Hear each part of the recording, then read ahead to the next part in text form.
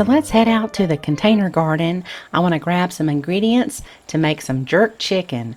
And this is just going to be wonderful. I want to show you step by step how to make jerk chicken on a Weber grill, because I'm not really a gadget person and I don't have a lot of different smokers and things like that.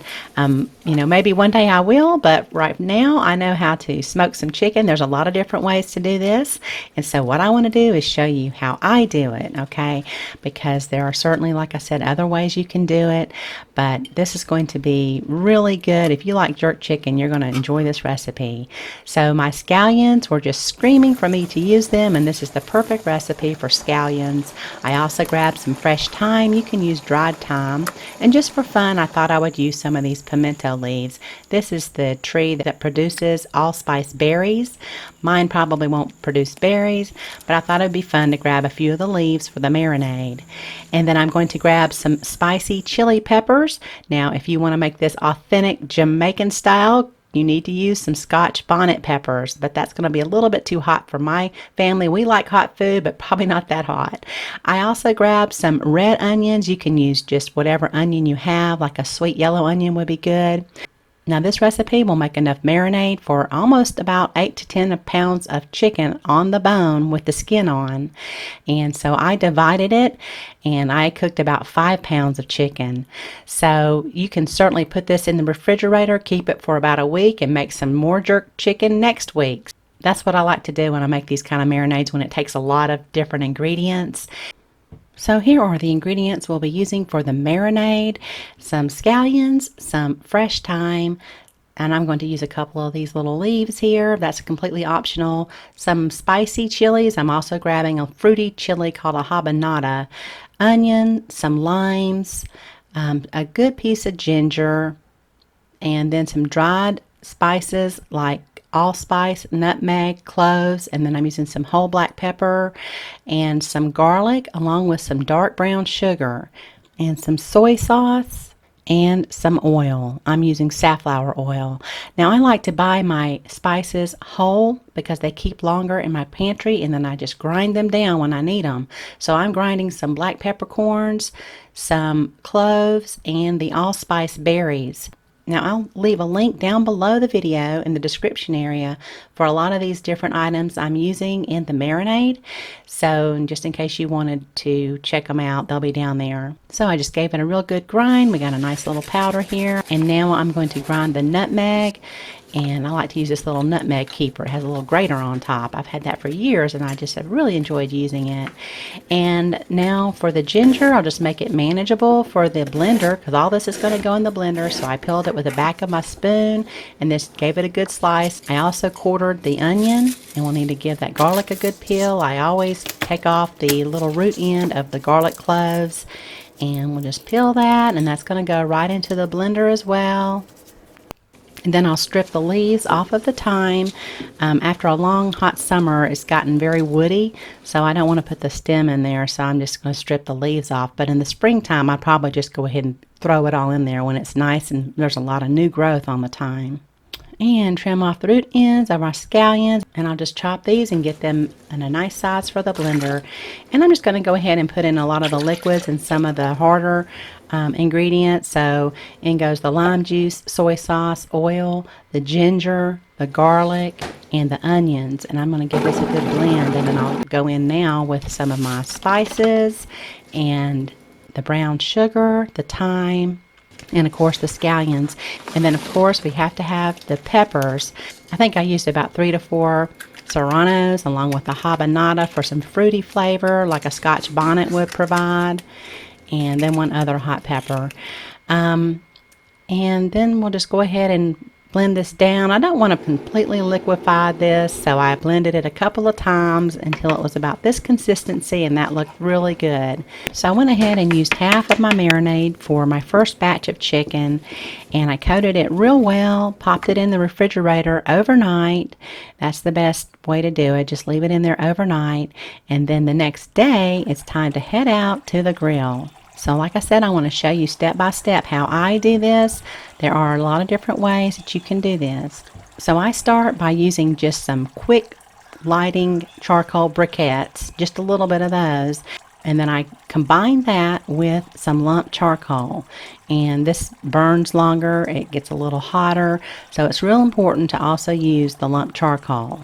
That's mainly what we'll be using while we smoke this chicken. So I said I'd show you step by step, and I want to show you how I clean my grill. I first just take some tin foil and I scrub off anything that might be left over from the last time that I grilled.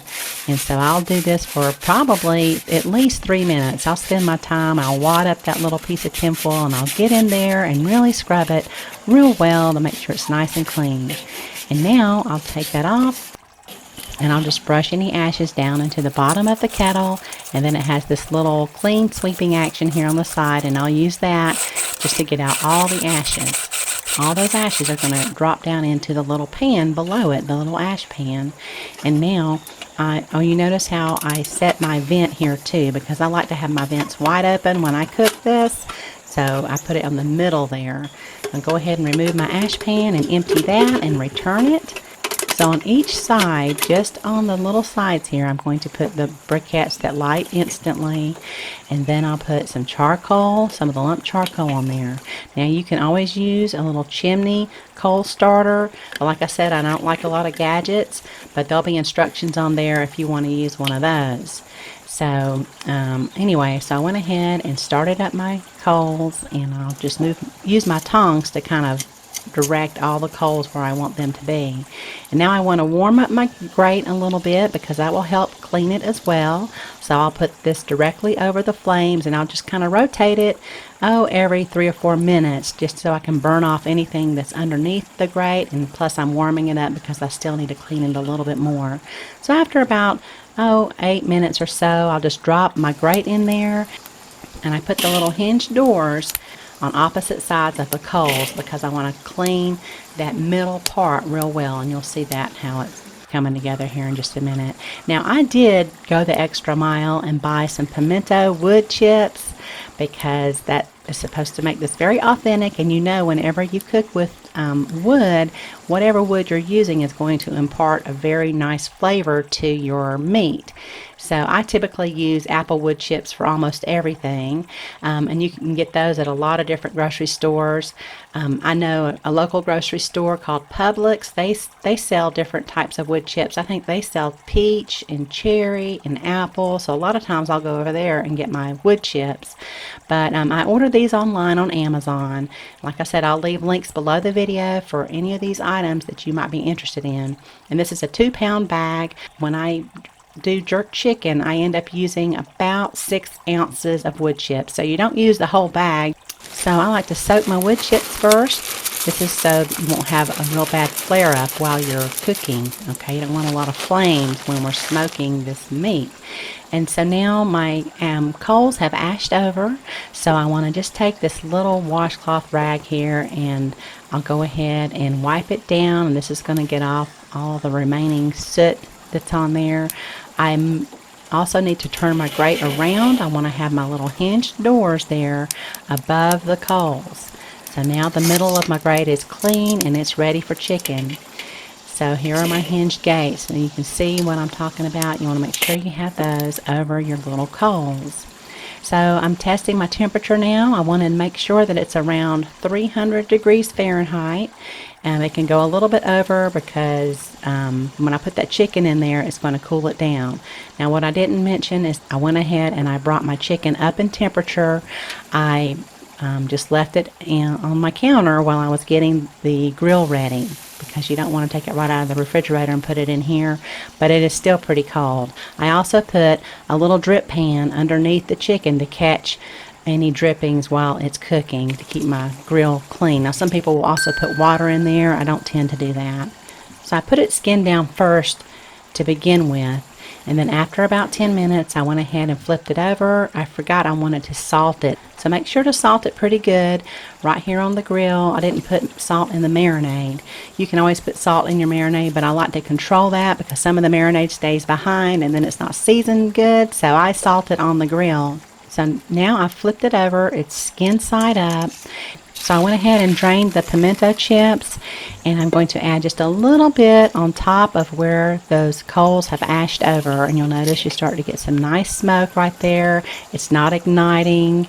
So I did that on both sides. I left my vents open. So I have my bottom vent open and my top vent open, and this is what's going to keep your temperature around 275 to 300. That's where I want to be, or really around 250. It did end up dropping some, and that's fine, but you don't want to go any lower than 225 for sure. And if it starts to cool down, you just add a couple more pieces of the lump charcoal on the side there. Don't let it cool down too much, because it will be hard to get that new charcoal heated up again. So when I see it start to dip about 275, I'll add another piece or two of the lump charcoal. I don't use the real big pieces at this point. And if your coals look like they're suffering a little bit and they're not heating up, I just use my tongs and I'll rearrange them a little bit, make sure they're getting some air, because that's what keeps them hot. And then I'll put a few more chips on there to keep that smoke going. Remember, that smoke's going to give it the flavor. And as your chicken starts to dry out a little bit on the outside, that marinade starts to evaporate and it sticks to that skin. It'll start to absorb the flavor from the smoke. Oh, it's just so good. It's just a beautiful thing. And so I just continue to add the chips, and I think I probably cooked this around 250 to 275 for let's see, maybe 2 hours. Okay, and it was just doing really good. Now whenever you pull your chicken off, you want to make sure you're checking the temperature and the thickest part of the thigh of the chicken, because that's the hardest part to cook, and make sure it reads 165 Fahrenheit.